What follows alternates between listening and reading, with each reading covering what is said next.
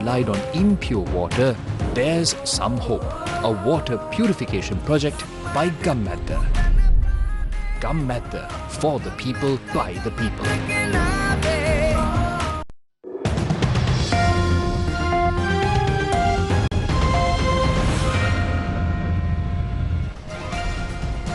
Hello there, very good afternoon and welcome to Lunchtime News here on News First, where the people come first. You're joining me, Naveksha Gunasekara. Curfew has been imposed for the Colombo Administrative District from 12 noon today till 5 a.m. tomorrow. Let's now have a look at the other headlines for the day. President yet to tender his resignation. Speaker considering other options. 10 Parliament convened without the President's resignation. Aragalaya to hand over public property back to state. මූලික ස්ථාන අපේ ස්ථානවලින් ඉවත් වීමට සාමූහිකව තීරණය කර තිබෙනවා. US Ambassador urges government to be peaceful in resolving the people's demands. Corpse of a man who died in a fuel queue found in a canal.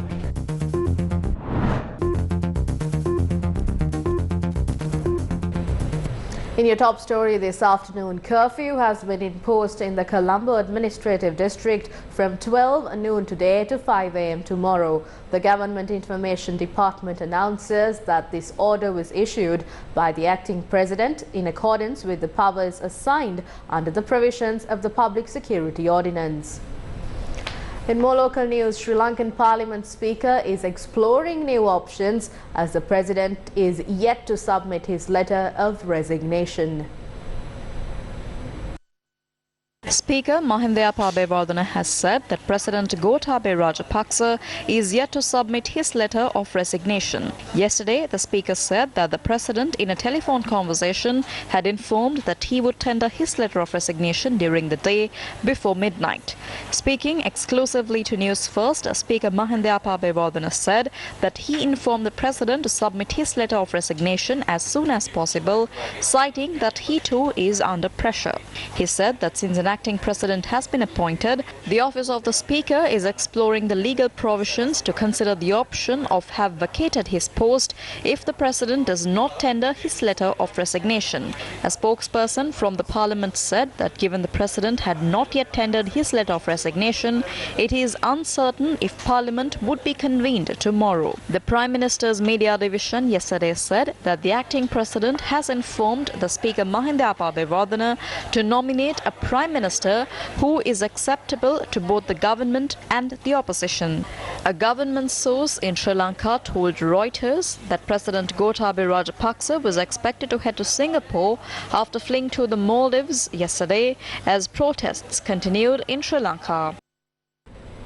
In more headline-making news, all government buildings, including the President's house, the President's office and the Prime Minister's office, occupied by those involved in public protests, will be returned to the state.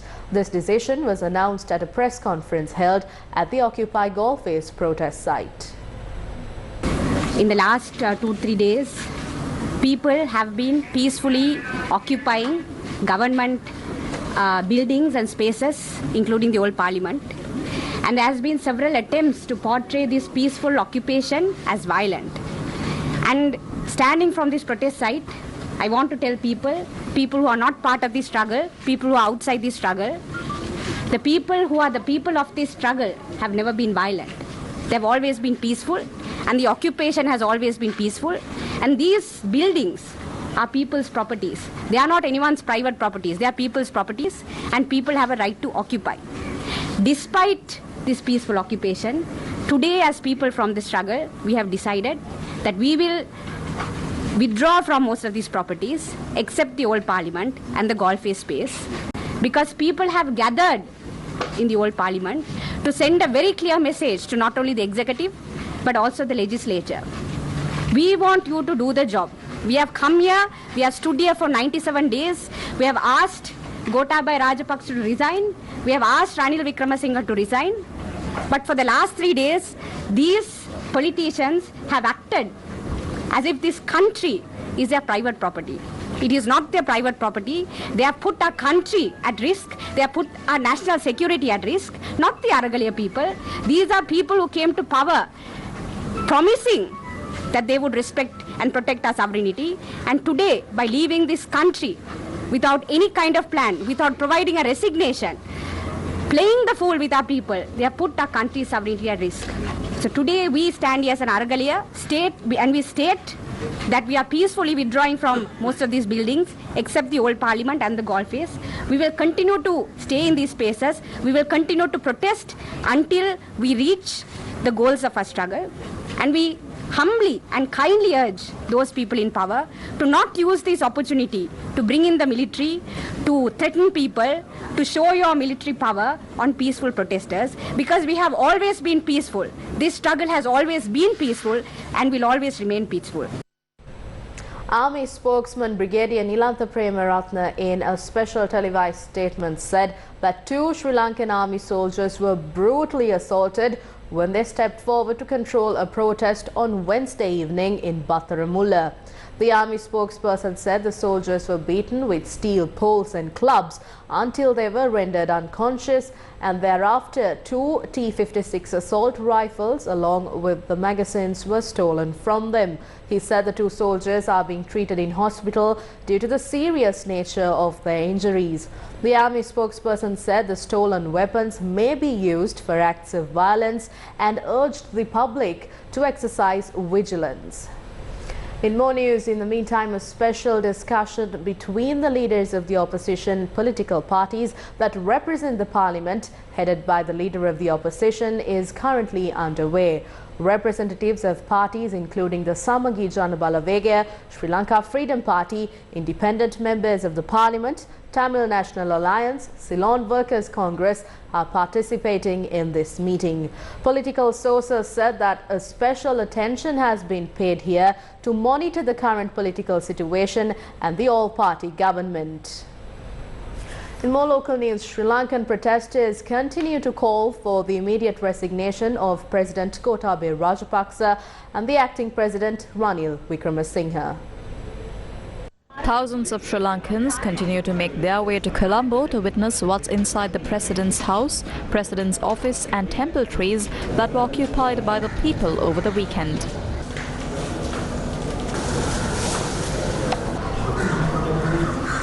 This was the situation at temple trees this morning.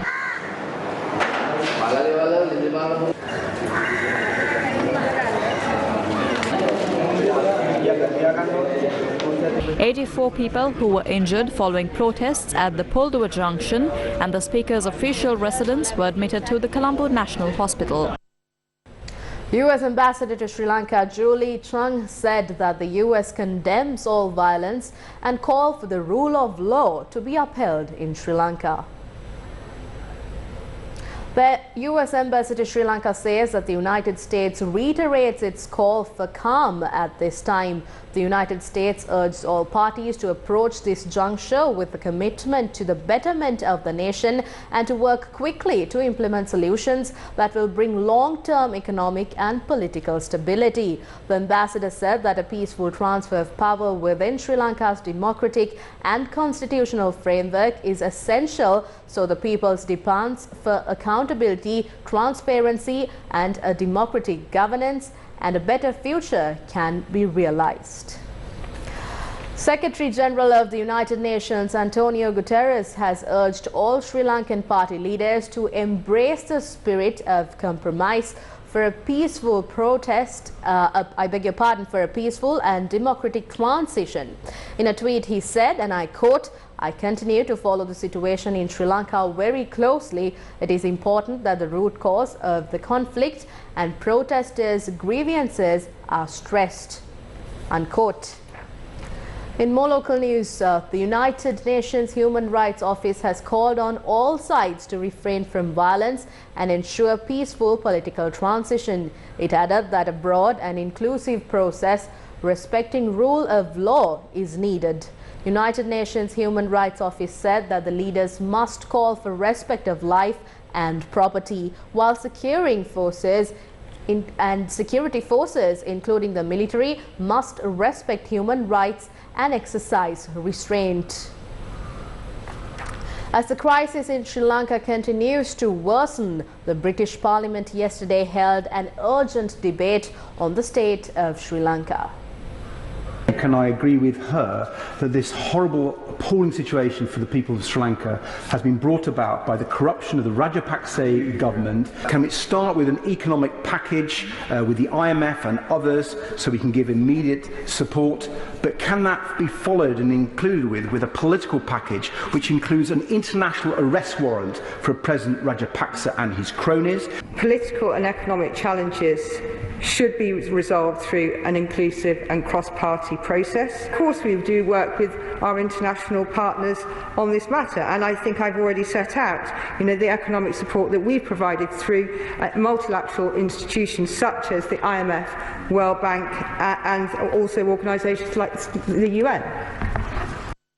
Moving on to some tragic news. The body of a father of two who was on his way home from a fuel queue was found this morning on a canal in Shillau's Munniswaram area.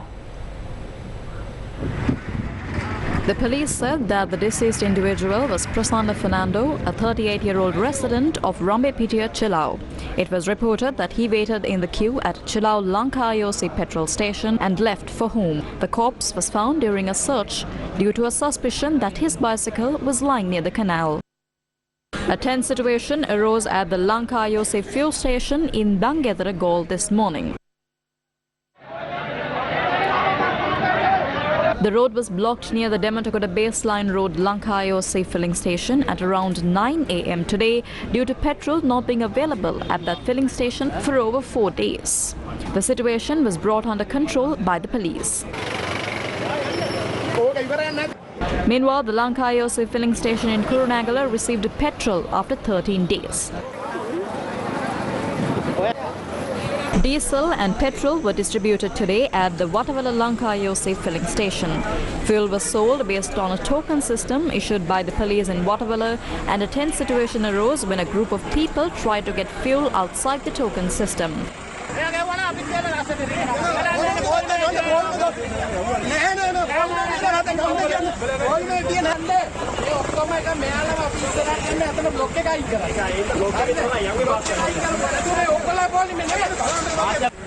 The traffic along the Hatton-Colombo main road was also disrupted due to long queues. The Ceylon Petroleum Corporation says that a ship carrying diesel will reach the island tomorrow. Its chairman, Uwais Mohammed, mentioned that a ship carrying 40,000 metric tons will reach the country and the necessary payments have been made.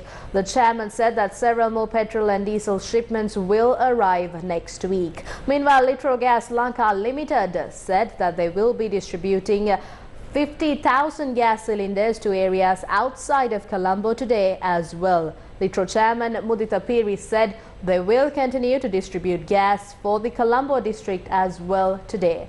However, island-wide gas queues can still be witnessed.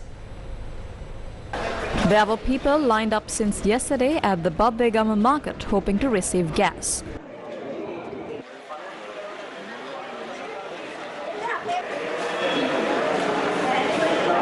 Today morning, a Litro gas station at the Karadipoku junction in Kilinochi received cooking gas after many days.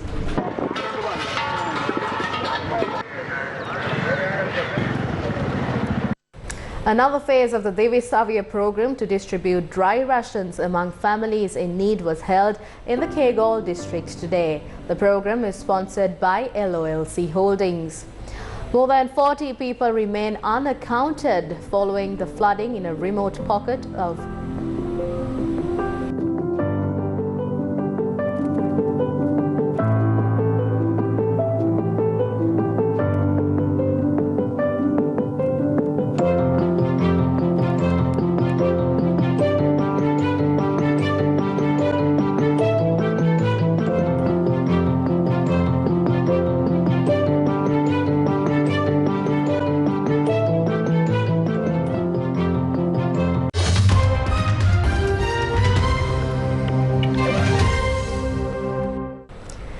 News overseas, more than 40 people remain unaccounted following a flooding in a remote pocket of southwest Virginia that destroyed more than 100 homes. More than 40 people remain unaccounted for after flooding ravaged Buchanan County in Virginia. Officials said search and rescue efforts are ongoing. The governor has also declared a state of emergency. Foreign media reported that flooding has affected more than 100 houses and that there are multiple power outages and boil water notices in effect. UK's Conservative Party announced that 6 candidates remain in the running to replace Prime Minister Boris Johnson after the first round of voting, with Finance Minister Nadhim Zahawi and former Foreign Minister Jeremy Hunt eliminated. Rishi Sunak, who quit as finance minister last week to trigger Johnson's downfall, leads the pack with the support of 88 Conservative members of parliament. He is followed by Penny Mordaunt on 67, who polling shows is most popular with the party membership that will ultimately decide the race, and Foreign Secretary Liz Truss on 50 votes. Lawmaker Kemi received 40 votes, Tom Tugendhat received 37 and Suella Braverman received 32. The further rounds of voting will take place today and, if needed, next week, until just 2 candidates remain. And that's a wrap of lunchtime news here on News First, where the people come first. For all these stories and much more, you can visit our website, that is www.newsfirst.lk. Thank you for joining. Have yourself a great day ahead.